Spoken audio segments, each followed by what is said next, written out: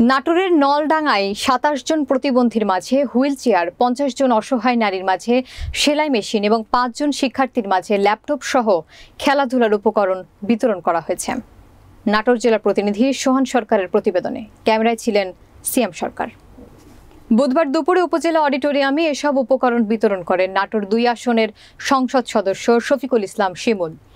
একই সময় পল্লী কর্মসংস্থান ও গ্রামীণ সড়ক রক্ষণাবেক্ষণ কর্মসূচির আওতায় ৫০ জন নারী কর্মীদের মাঝে ৬০,২৫,০০০ টাকার সঞ্চয়ী চেক সহ সনদপত্র বিতরণ করা হয়।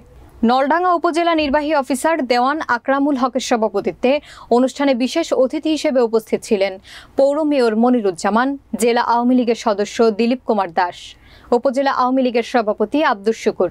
নাটোর থেকে প্রকাশিত দৈনিক নাটোরের খবর পত্রিকার সম্পাদক প্রভাষক আকরামুল ইসলাম, জেলা আওয়ামী লীগের সাবেক যুব ও ক্রীড়া সম্পাদক মাসিদুর রহমান মাসুদ, সদর উপজেলা যুবলীগের সাধারণ সম্পাদক জিল্লুর রহমান আলমগীর, নলডাঙ্গা উপজেলা ভাইস চেয়ারম্যান শিরিন আক্তার সহ সরকারি কর্মকর্তা এবং স্থানীয় জনপ্রতিনিধি ও আওয়ামী লীগ নেতৃবৃন্দ।